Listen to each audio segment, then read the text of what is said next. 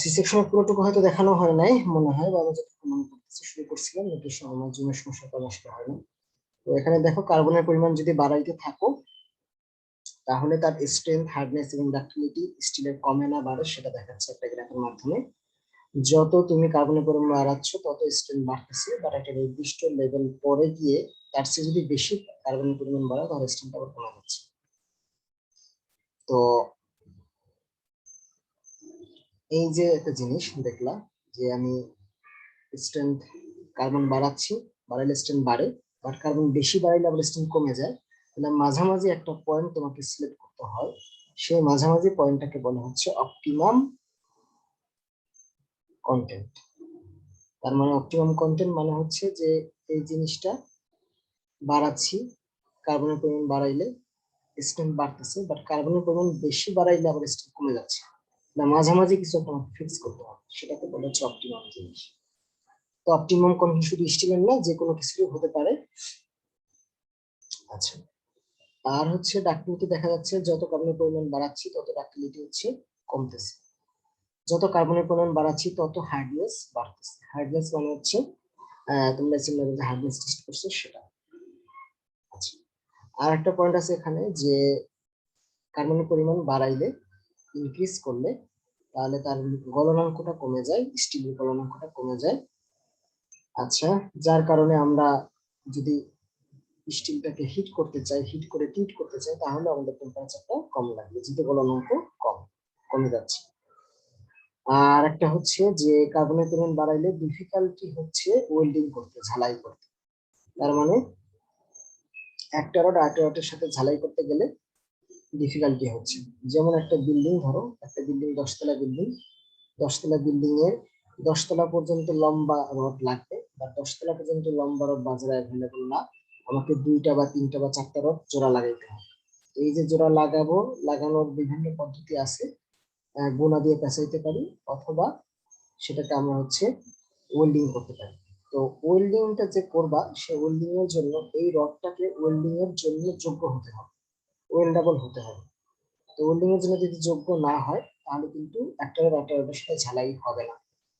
তো ওয়েল্ডিং এর জন্য যোগ্য নাকি যোগ্য না, মানে ওয়েল্ডিং করা যাবে না যাবে না, সেটা ডিপেন্ড করে এই কার্বন কন্টেন্টের উপরে। যদি কার্বন কন্টেন্ট বেশি থাকে তখন আবার ওয়েল্ডিং করা যায় না। তো তোমাদের একটা হয়তো রডের নাম শুনে থাকতে পারো 500W, যেখানে ডব্লুটা মানে হচ্ছে ওয়েল্ডাবল, মানে এই রডটা ঝালাইয়ের যোগ্য। ডব্লু মানে হচ্ছে ওয়েল্ডিং করা যায়, ওয়েল্ডাবল রড। ওকে, তো আশা করি যে সি সেকশনের কারো সমস্যা থাকলে এখানে বলতে পারো। সমস্যা আছে? না স্যার, সমস্যা নেই। ওকে, ঠিক আছে, আমরা নেক্সট হচ্ছে শুরু করি। এটা হচ্ছে আমাদের প্রথম দিকে ভাগ করা ছিল হচ্ছে, যদি দেখি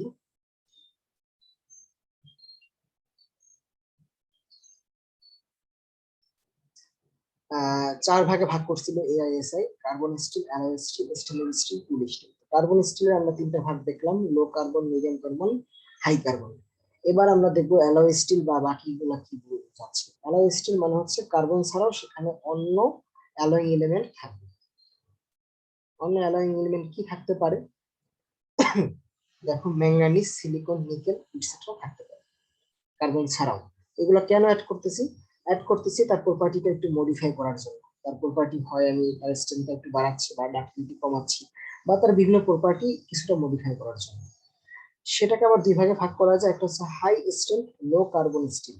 নরমালি লো কার্বন স্টিলে স্ট্রেংথ কি কম থাকে না বেশি থাকে? নরমালি কম। কম থাকে। আচ্ছা, লো কার্বন স্টিলে ইসের ইসের মান কম থাকে।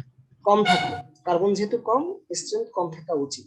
কিন্তু দেখো এখানে কি বানাই ফেলছে তারা, লো কার্বন দিয়ে হাই স্ট্রেংথ বানাই ফেলছে। কিভাবে? এই জিনিসগুলো মিক্স করে।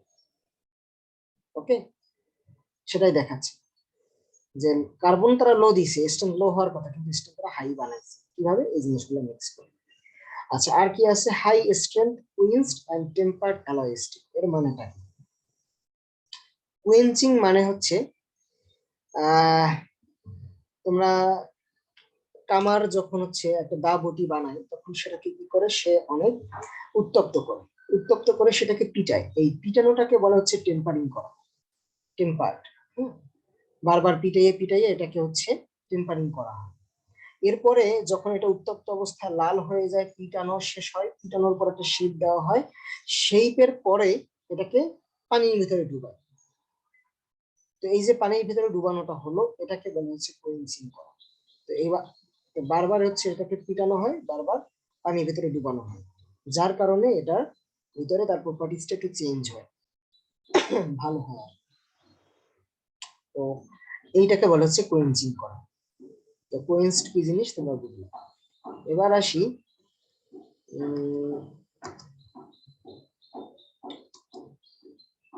অ্যালয় স্টিলের কিছু উদাহরণ দেখা যাচ্ছে এখানে, ছবিতে দেখা যাচ্ছে কিছু উদাহরণ। শিকল বা পাইপ দেখতে পাচ্ছ সেগুলা। তো সেখানে তার প্রপার্টিস কিছু দেওয়া আছে, যে তার ডাক্টিলিটি ভালো পাওয়া যায় হাই স্ট্রেংথে। নরমালি আমরা তখন কি জানছি, যার স্ট্রেংথ বেশি তার আবার ডাক্টিলিটি কম জানছি। আগের গ্রাফটা যদি দেখো, এখানে যার স্ট্রেংথ বেশি তার আবার ডাক্টিলিটিটা কম। তো স্যাক্রিফাইস করতে হচ্ছে কিছু, যার ডাক্টিলিটি বেশি আবার স্ট্রেংথটা তার আবার কম। তো আমি তো চাই দুইটাই, গতদিন বলছিলাম যে আমি স্ট্রেংথও বেশি চাই, ডাক্টিলিটিও বেশি চাই। তো সেক্ষেত্রে একটা অপশন হতে পারে কিন্তু এআইএল স্ট্রেংথ, সেখানে কিন্তু তারা স্ট্রেংথও বেশি পাচ্ছে, সাথে ডাক্টিলিটিও বেশি পাচ্ছে।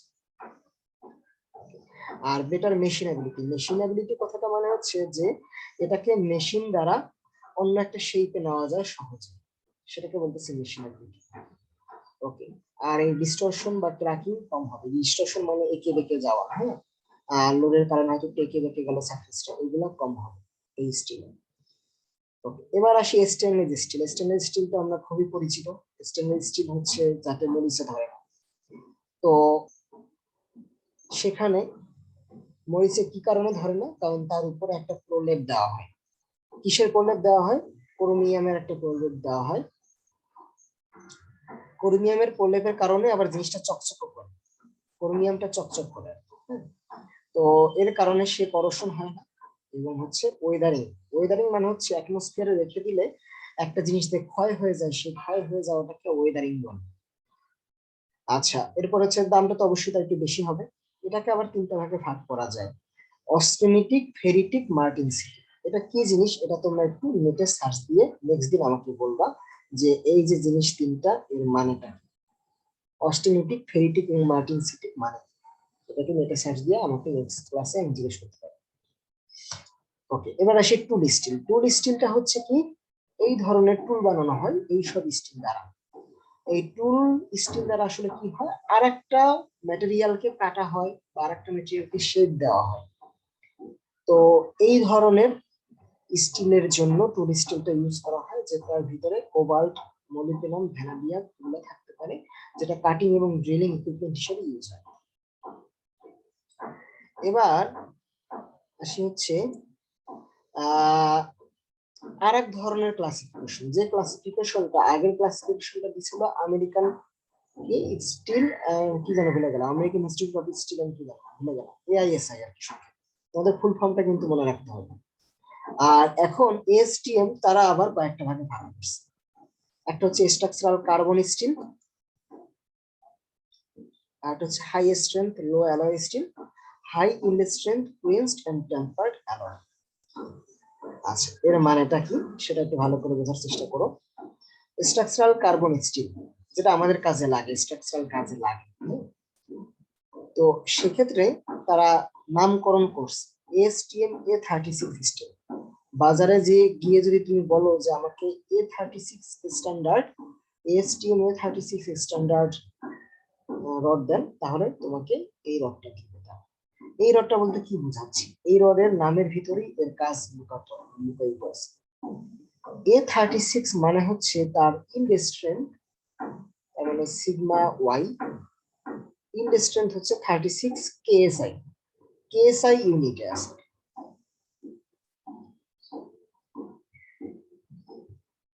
ইল্ড স্ট্রেংথ মানে কি, কে কে বলতে পারবে, একটু হাত তুলে তো দেখি। তোমরা এসএম ল্যাবে শিখছো ইল্ড স্ট্রেংথ। ইল্ড স্ট্রেংথ বলতে কি বোঝায়? কে বলতে পারবে হাত তুলে? স্যার যেখান থেকে স্যার প্লাস্টিক পর্যায়ে চলে যেতে থাকে স্যার, যে পয়েন্টটা থেকে স্যার। আচ্ছা, রোল নাম্বার 3 বলো তো একটু দেখি।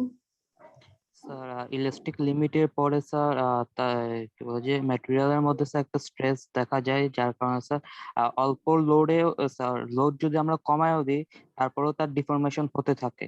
ওই পয়েন্টটাকে বলা হয় ইল্ড পয়েন্ট, আর ওটার জন্য যে স্ট্রেসটা জেনারেট হয় ওটাকে ইল্ড স্টেট বলে। হ্যাঁ, এটা একটু সুন্দর সংজ্ঞা হয়েছে, আগেরটাও ঠিক আছে, কিন্তু এটা আর একটু ভালোভাবে বোঝা যায়। রোল নাম্বার 3 স্যার বলছি। ইলাস্টিক রেঞ্জের ম্যাক্সিমাম স্ট্রেস এর পরের পয়েন্টে স্যার ইল্ড না স্যার? ও যেটা বলছে সেটা একটু সঠিক। তোমরা হচ্ছে 21 এ সেকশন, রোল নাম্বার কত? 3 তোমার না? জি স্যার। আচ্ছা, খেয়াল করো তোমরা, এসএম ল্যাবে এরকম একটা কার্ভ আছে। এসএম ল্যাবে যখন রডের টেনশন টেস্ট করছো তখন তোমরা স্টেন কার্ভ আছে, সেই কার্ভে একটা পর্যায়ে গিয়ে এইটুকু ইলাস্টিক তোমরা জানো, তার মানে এরপরে একটা পোরশনে গিয়ে দেখো এতটুকু জায়গায়, এই জায়গাটুকুতে আমরা লোড কিন্তু প্রায় সেম রাখতেছি, কিন্তু লোড এখানে কি হচ্ছে, যত লোড বাড়াচ্ছি এই জায়গাটা, যত লোড বাড়াচ্ছি তত স্ট্রেন বাড়তেছে, যত লোড বাড়াচ্ছি, লোড যদি বাড়াই স্ট্রেনও বাড়তেছে, লোড যদি আরো বাড়াই স্ট্রেন বাড়তেছে। কিন্তু এখানে যদি খেয়াল করো এই সেম লোডে লোড বাড়াইলাম না, কিন্তু স্ট্রেন কি অনেক বেড়ে গেছে না, এই জায়গাটায় এতটুকু স্ট্রেন কিন্তু বেড়ে গেছে। তো এই পোরশনটায় কে বলে হচ্ছে ইল্ডিং বলে। হ্যাঁ, আপার ইল্ড পয়েন্ট আছে, লোয়ার ইল্ড পয়েন্ট আছে, তোমরা এগুলো শিখছো। তো তাহলে ইল্ড স্ট্রেসটা মানে কি, যে এমন একটা পর্যায়ে গিয়ে যেখানে লোড খুব অল্প পরিমাণে বাড়াইলো বা যদি নাও বাড়াইলো তার সে একটা ভালো ডিফরমেশন দেখা যায়, হঠাৎ করে একটা বেড়ে যায় আর কি। তো এই পয়েন্টটাকে বলা হচ্ছে ইল্ড পয়েন্ট। তো এই ইল্ড স্ট্রেস এর মান হচ্ছে 36 কেএসআই, এই কারণে এই স্টিলের নামটা দিয়েছে A36। মানে পরীক্ষা যদি আসে আশা করি পারবো, এগুলো সামনের সেমিস্টারে কিন্তু লাগবে, এই জিনিসগুলো আজকে যা দেখাচ্ছি সামনের সেমিস্টারে লাগবে, তো ভালো করে মনোযোগ দিয়ে দেখো। A529 বলতে কি বোঝায় এটা তোমরা একটু নেটে সার্চ দিয়ে দেখবা, যে 529 বা 572 242 588 বলতে কি বোঝাচ্ছে সেটা তোমরা একটু দেখবা। আমার মনে হয় 529টা অন্য ইউনিট, এখানে যেমন কেএসআই ইউনিটে ইল্ড স্ট্রেস, এখানে মনে হয় এটা অন্য ইউনিট, এখানে হয়তো মেগাপ্যাসকেল বা অন্য কোনো ইউনিটে লেখা থাকতে পারে। তো কি এটা আমি আর সঠিক মনে করতেছি না, তোমরা একটু নেটে সার্চ দিয়ে দেখবা। ওকে, এবার আসি হচ্ছে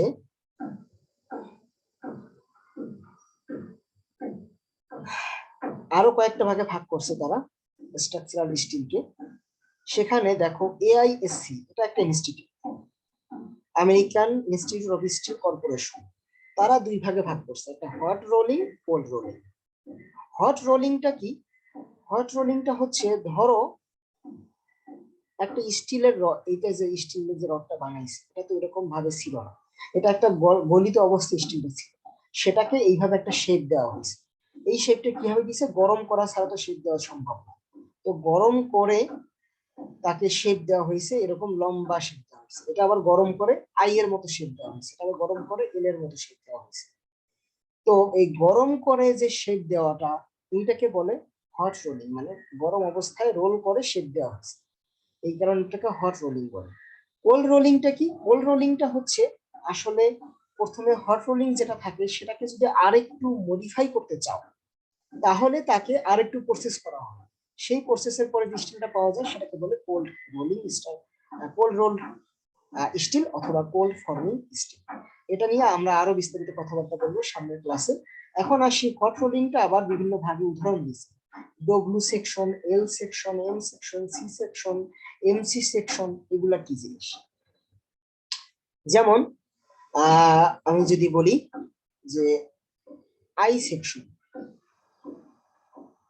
তোমরা আসান মঞ্জিল বা অন্য কোন স্টিল স্ট্রাকচার বিল্ডিং যদি দেখে থাকো সেখানে দেখবা যে অনেক সময় স্টিল স্ট্রাকচারের বিমটা এরকম থাকে, স্টিলের বিমটা দেখতে এরকম, ওকে এরকম দেখতে, এই যে এখানে দেখতে পাচ্ছ এরকম। তো এটাকে বলে আই বিম বলে, দেখতে আই এর মতো, তার ক্রস সেকশনটা দেখতে আই এর মতো। এখন আই বিমের মধ্যে, আচ্ছা তাহলে তো বলো, আচ্ছা তাহলে আই তো বুঝলাম, আই বিম এটা হচ্ছে আই। আইটাকে আবার তিনটা ভাগে ভাগ করছে, একটা হচ্ছে ডব্লু, একটা হচ্ছে এন, আর একটা হচ্ছে এস।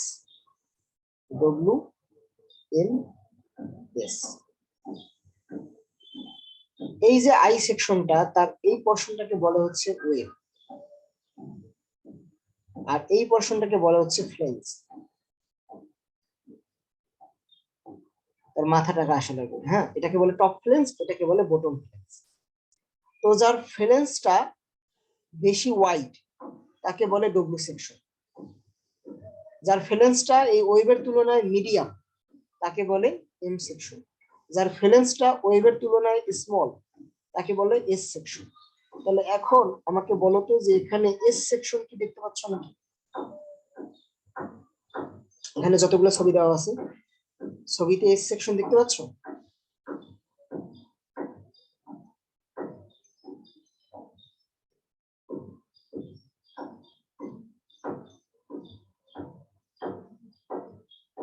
দেখো এস সেকশন দেখতে পাও নাকি কোথাও? চতুর্থ নাম্বারটা ওটার। এইটা যদি দেখো, হ্যাঁ এইটা যদি দেখো তাহলে দেখো এইটা এবং এইটার মধ্যে দেখতে কিন্তু আই এর মতোই, পার্থক্যটা কোথায়? এর মাথাটা ছোট, মাথা মানে ফ্লেঞ্জ। তো এটা হচ্ছে এস, যদি মিডিয়াম হয় তাহলে এম সেকশন। যাই হোক, এটা তোমরা শিখে রাখলে নেক্সট সেমিস্টার আরো বিস্তারিত শিখবে। ওকে, এবার আসি হচ্ছে এল সেকশন। তাহলে এল সেকশন দেখতে কার মতো হবে? এল এর মতো হবে। দেখো তো এই ছবি কোথাও আছে নাকি এল? Sir fifth picture. এই যেটা যদি দেখো, ঠিক আছে, এটা যদি দেখো অথবা এইটা যদি দেখো, দেখতে কি পুরো সেকশনটা দেখতে এল এর মতো। তো বাজারে এল বললে চিনবে না, বাজারে বলতে হবে অ্যাঙ্গেল সেকশন। এটা আরেকটা নাম হচ্ছে অ্যাঙ্গেল সেকশন। টিভিতে অ্যাডভার্টাইজ দেয় ভিএসএল অ্যাঙ্গেল ও চ্যানেল সেকশন। তার মানে হচ্ছে এল সেকশনটাকে বলে অ্যাঙ্গেল সেকশন, আর সি সেকশনটাকে বলে channel section. Channel, channel I, সেই চ্যানেল, হ্যাঁ, চ্যানেল সেকশন। তো বুঝলা কোনটা কি জিনিস? তো অনেক সময় টি এর মতো দেখতে হতে পারে, সেটাকে বলে টি সেকশন, টি এর মতো দেখতে। আচ্ছা, অনেক সময় এটাও কিন্তু একটা অ্যাঙ্গেল সেকশন, এই যেটা, এটাও। আর এইটা হচ্ছে প্লেট সেকশন, প্লেটের মতো দেখতে, দেখতে হচ্ছে তার পুরো সেকশনটা এরকম রেক্টেঙ্গুলার, এটাকে বলে প্লেট সেকশন, এখানে যেটা দেখতে পাচ্ছ। তো এবারে আসি হচ্ছে, মোটামুটি বুঝলাম। তো পরীক্ষায় কিন্তু আমার শীটে কিন্তু এই জিনিস নাই যা বললাম, তার মানে পরীক্ষা থাকবে না তা কিন্তু না। যেহেতু ক্লাসে বলছি, এরকম অনেক জিনিস আছে যেটা শীটে নাই, মুখে বলছি, সেটা পরীক্ষা আসতে পারে। ওকে, তো এই জন্য ক্লাস লেকচার ফলো করবা, ক্লাস লেকচার কিনবা। আচ্ছা, এবার আসি হচ্ছে এসিআই আবার দুইটা ভাগে ভাগ করছে, আমেরিকান কনক্রিট ইনস্টিটিউট। তারা নন পিরিয়ড টেস্ট রিইনফোর্সমেন্ট আর পিরিয়ড টেস্ট রিইনফোর্সমেন্ট দুইটা ভাগে ভাগ করছে। নন পিরিয়ড টেস্ট রিইনফোর্সমেন্টের উদাহরণ দেওয়া হচ্ছে ডিফর্মড বার, ডিফর্মড বার আর স্মুথ ওয়্যার। ডিফর্মড বার মানে হচ্ছে আমাদের যে রড, এই রডের গায়ে খাসকাটা থাকে না কি থাকে, যেটা আমরা ইউজ করি নরমালি,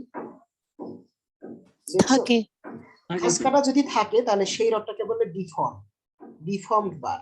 ওকে, আর অনেক সময় এই রডটার যদি খাসকাটা না থাকে, একদম স্মুথ, সারফেসটা স্মুথ, তাহলে সেটাকে বলবো স্মুথ ওয়্যার, যেটা আমাদের নন পিরিয়ড টেস্ট রিইনফোর্সমেন্ট বলে, যেটা আমরা নরমাল কনক্রিটে ইউজ করি। তোমরা ওয়ার্ড শুনছো একটা, সেটা হচ্ছে আরসিসি, রিইনফোর্সড সিমেন্ট কনক্রিট, সেখানে এই জিনিসগুলো ইউজ হয় আরসিসি। আরেকটা আছে পিরিয়ড টেস্ট কনক্রিট, যেটা একটু হাই লেভেল, যেটা তোমরা ফোর্থ ইয়ারে গিয়ে শিখবা পিরিয়ড টেস্ট কনক্রিটটা কি জিনিস। পিরিয়ড টেস্ট কনক্রিটের রিইনফোর্সমেন্টটা হবে আলাদা, সেখানে রডটাও হবে অন্যরকম, সেখানে রডটা হবে দেখতে এইরকম রড। এরকম রড কি দেখছো কোথাও? জি স্যার। কোথায় দেখছো বলো? স্যার ফ্লাইওভারের গার্ডার গুলাতে ইউজ করে স্যার। হ্যাঁ, এরকম তুমি বেশ ভালো লক্ষ্য করছো আর কি। আর এছাড়া নর্মাল তুমি চিন্তা করো, মনে হয় কারেন্টের তার, আসলে কিন্তু কারেন্টের তার। এটা হচ্ছে তোমরা যদি বড় বড় স্ট্রাকচার দেখো, ঢাকা শহরে এখন বা বাংলাদেশের অনেক জায়গায় বড় বড় স্ট্রাকচার হচ্ছে, সেখানে যদি তুমি বিম গুলা দেখো, ফ্লাইওভারের বিম গুলা যদি দেখো, বিমটাকেও গার্ডার বলতেছে, হ্যাঁ। তো বিম, ফ্লাইওভারের যদি বিম গুলা দেখো, সেই বিমে যখন ঢালাই হয় সেটা যদি একটু মনোযোগ দিয়ে দেখো, দেখবা যে তখন তার ভিতর থেকে নর্মাল রড তো থাকি, আমাদের যে নর্মাল রড দিয়ে সেই রড থাকি, এছাড়াও কিছু স্পেশাল রড থাকে, যে রডটা একটা পাইপের মধ্য দিয়ে এর ভিতরে ঢুকানো হয়। এরকম একটা অ্যালুমিনিয়ামের পাইপ থাকে দেখতে, যেটাকে আমরা আসলে ডাক্ট বলি।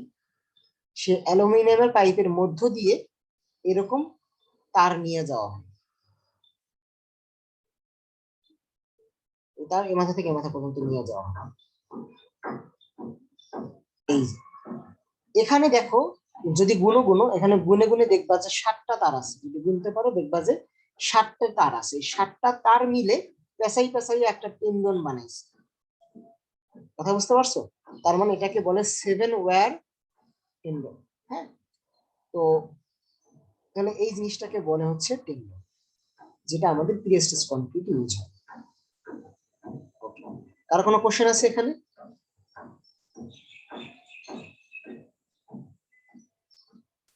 আচ্ছা, না থাকলে আমরা নেক্সট হচ্ছে কি আছে, কমার্শিয়াল স্টিল কি কি অ্যাভেলেবল আছে বাজারে, কমার্শিয়াল ভাবে কি কি নামে পরিচিত।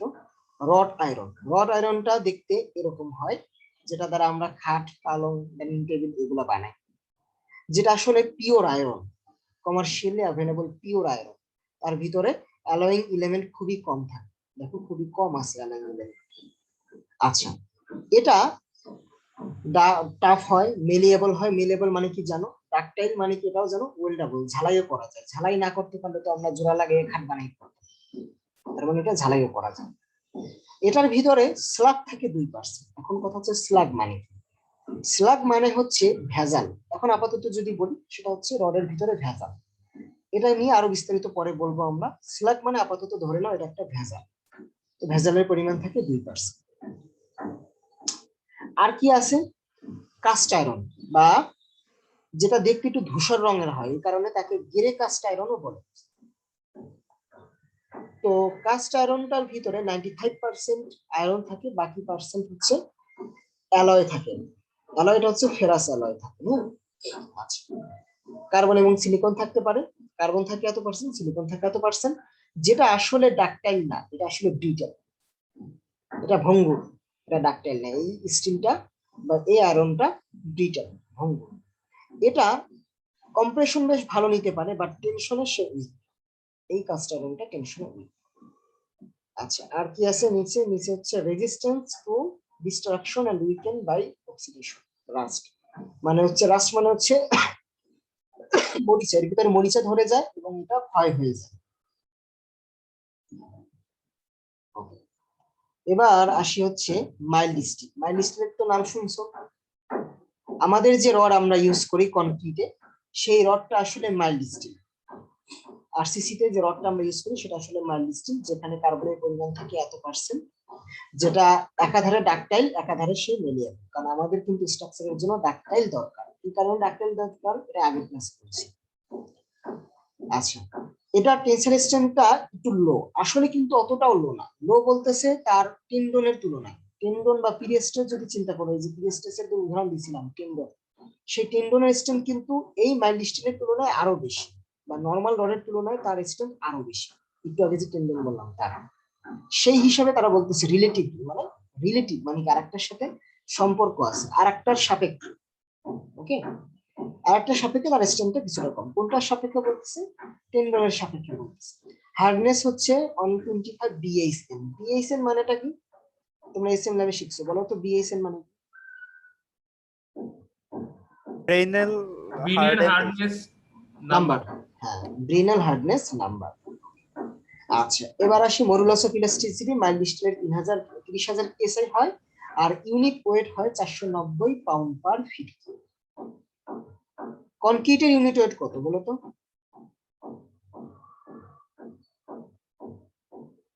কনক্রিটের ইউনিট ওয়েট কত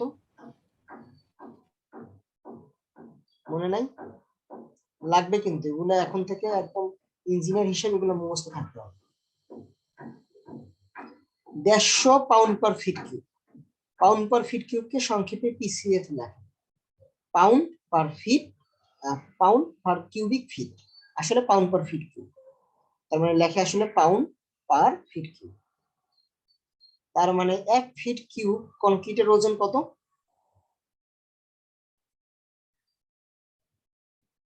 150 পাউন্ড। 150 পাউন্ড। সেটাকে কেজিতেও নিতে পারো। ইউনিট ওয়েট মানে কি? যে একক আয়তনের একটা বস্তুর ওজন। তার মানে একক আয়তন মানে হচ্ছে 1 ফিট কিউব। 1 ফিট কিউব বস্তুর ওজন হচ্ছে 150 পাউন্ড একটা কনক্রিটের। যদি সেটা স্টিল হয় তাহলে তার ওজন কি বেশি না কম? বেশি। বেশি। এটা মুখস্থ রাখতে হবে। আচ্ছা, ইউনিট ওয়েট কিভাবে বের করে এটা তোমরা কিন্তু কনক্রিট ল্যাবে শিখতেছো। কনক্রিট ল্যাবে তোমরা এগ্রিগেটেড ইউনিট ওয়েট বের করতেছো, তেমনি ভাবে অন্যান্য ইউনিট ওয়েটও বের করা সম্ভব। তো ইউনিট ওয়েটটা কি জিনিস এটাও বুঝলা, এবং আমি তোমাদেরকে মনে হয় কোনো একটা চ্যাপ্টারে সেটা মনে হয় কি কোথাও না কোথাও আমি বলছি তোমাদেরকে, সেটা হচ্ছে যে একটা কনক্রিটের বিমের ওজন কিভাবে বের করে। একটা কনক্রিটের বিমের ওজন তো ধরো 5000 কেজি 10,000 কেজি হইতে পারে। তো এই 5000 কেজি 10,000 কেজি মাপার জন্য কোনো ওয়েট মেশিন আবিষ্কার হয় না, তাহলে ওজনটা তার মাপে কিভাবে? ওজন মাপে কিন্তু ইউনিট ওয়েট দ্বারা। তো এটা কিন্তু তোমাদেরকে আমি শিখাইছি। তো তেমনি ইউনিট ওয়েট যদি জানা থাকে, কনক্রিটের ইউনিট যদি জানা থাকে, কনক্রিটের বিমের ওজন মাপা যায়। তেমনি করে স্টিলের ইউনিট ওয়েট যদি জানা থাকে, স্টিলের একটা ধরো বিম, এই বিমের ওজনও তুমি বের করতে পারবে আশা করি, বাসায় যে প্র্যাকটিস করবে। যে একটা স্টিলের বিম দেওয়া আছে, তার সাইজ দেওয়া আছে, তাহলে তার ইউনিট ওয়েট টোটাল ওয়েটটা দেখো, ইউনিট ওয়েট তোমার মুখস্থ থাকে। আচ্ছা, এবার আসি হচ্ছে হাই স্ট্রেংথ স্টিল, লো অ্যালয় স্টিল।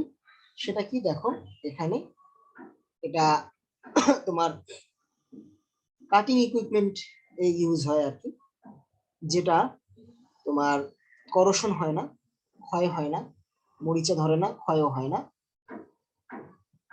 আর এখানে কার্বনের পরিমাণটা কম থাকে। সেখানে ম্যাঙ্গানিজ থাকে 2%, আর অন্যান্য এলিমেন্ট থাকে আর একটু কম। এর হার্ডনেসটা অনেক বেশি। তোমরা যদি এটা হার্ডনেস টেস্ট করো দেখবে এর হার্ডনেস অনেক বেশি আসতেছে। আচ্ছা, এবার আসি হচ্ছে আর এক ধরনের স্টিল, সেটা হচ্ছে গ্যালভানাইজড স্টিল। সেটা হচ্ছে কি ঢেউ টিন। আগের ঢেউ টিন গুলা টিনের থাকতো, টিনের ঢেউ টিন গুলা কি হইতো, মরিচা পড়ে যেত। এখন এক ধরনের টিন আসতেছে যেটা হচ্ছে গ্যালভানাইজড। সেখানে কি হয় যে এইটাকে একটা প্রলেপ দেওয়া হয়, গ্যালভানাইজিং করে প্রলেপ দেওয়া হয়। গ্যালভানাইজিং প্রসিডিউরটা কি প্রসিডিউর? এটা একটা কেমিক্যাল প্রসিডিউর, তোমরা এটা ইন্টারে শিখছো গ্যালভানাইজিং কিভাবে করে। তো এখানে জিঙ্ক দ্বারা গ্যালভানাইজিং করা হয়। জিঙ্কটা প্রথমে কেমিক্যালের মাধ্যমে জিঙ্ক অক্সাইড হয়, সেই জিঙ্ক অক্সাইড থেকে পরবর্তীতে জিঙ্ক কার্বনেট তৈরি হয়। জিঙ্ক কার্বনেটের একটা আস্তরণ উপরে পরে দেখায়, সে হচ্ছে করোশন হয় না, তার মরিচা ধরে না। এরপরে আরেক ধরনের কমার্শিয়াল স্টিল আছে, সেটা হচ্ছে স্ক্রাপ। স্ক্রাপ মানে ছবিতে দেখতে কি বুঝতেছে? ছবি দেখতে বলো। ভাঙারি স্যার। ভাঙারি, সোজা কথা ভাঙারি। স্টিলের একটা স্যালভেজ ভ্যালু আছে, গত ক্লাসে বলছিলাম তোমাদের। কনক্রিট যদি ভেঙে ফেলো, কনক্রিটের গুঁড়া কনক্রিট বা ইউজ করে ফেলা কনক্রিট, সেই কনক্রিটের কোনো দাম নাই। কিন্তু একটা স্টিল 50 বছর ইউজ করা, এরপরে যদি বেচতে যাও তাও ভাঙারি হিসাবে কিছু না কিছু দাম পাবে। তার মানে সেই ভাঙারিকেই বলতেছে স্ক্র্যাপ। এই স্ক্র্যাপ গুলা নিয়ে কি করে, এটা কমার্শিয়ালি স্ক্র্যাপ নামে পরিচিত। তো তুমি যদি বাজারে যাই বলো আমাকে ভাঙারি দেন, তুমি ভাঙারি পাবো। তুমি যদি বাজারে যাই বলো আমাকে গ্যালভানাইজড স্টিল দেন, গ্যালভানাইজড স্টিল পাবো। তো এই ভাঙারিটা কি করে বা এই স্ক্র্যাপটা কি করে, এটা হচ্ছে আবার নতুন স্টিল তৈরিতে ইউজ হয়, রিসাইকেল করে। হ্যাঁ, তো রিসাইকেল করতে এটা ইউজ হয়। এটা নতুন করে রিমেল্ট করা যায়, নতুন করে গলাইয়া নতুন করে কাস্ট করে নতুন ফর্ম দেওয়া যেতে পারে। এটাকে বলা হচ্ছে স্ক্র্যাপ। এরপরে আসি হচ্ছে স্টিল কিভাবে তৈরি করে। এটা আমাদের জন্য ইম্পর্টেন্ট, আমাদের জানা উচিত যে স্টিল কিভাবে তৈরি করে, তাহলেই আমরা স্টিলটাকে আরো মজবুত করে আমাদের যেরকম প্রপার্টি দরকার সেরকম প্রপার্টি বানাইতে পারবো। স্টিল তৈরিতে নরমালি স্টিলটা তৈরি হয় আয়রন থেকে, সেই আয়রনটা পায় হচ্ছে আকরিক থেকে। আকরিকটা হচ্ছে কি, লোহার আকরিক, মাটির তলদেশে পাওয়া যায়। আকরিক বলে পাথরের মধ্যে আসলে পাওয়া যায়, জিনিসটা আসলে পাথর। পাথরের মধ্যে লোহাগুলো আকরিক আকারে থাকে। তো সেই আকরিক গুলা আমরা কালেক্ট করব। প্রথমে আকরিক লাগবে স্টিল বানাইতে, আয়রন ওর লাগবে। আয়রন ওর মানে হচ্ছে আয়রনের আকরিক। আয়রনের আকরিক hematite, limonite, magnetite, iron pirate এগুলো হতে পারে। নাম তোমরা শিখছো, এগুলো আগেই জানো, পরিচিত কয়েকটার সাথে। তো সবচেয়ে বেশি কার্বন আছে কার? কোন আকরিকে বেশি কার্বন পাওয়া যাচ্ছে?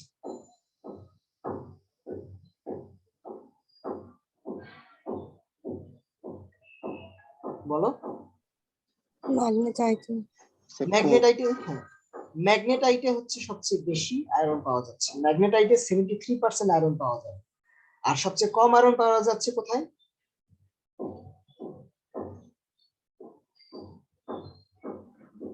লিমোনাইট আর স্যার আয়রন পাইরেট। আয়রন পাইবে। তার মানে আসলে এটা ডিপেন্ড করে আকরিকের উপরে। তুমি যদি ম্যাগনেটাইট ইউজ করো সেখানে তুমি আয়রনটা বেশি পাবা, আয়রন লিমোনাইট ইউজ করে আয়রনটা কম পাবা।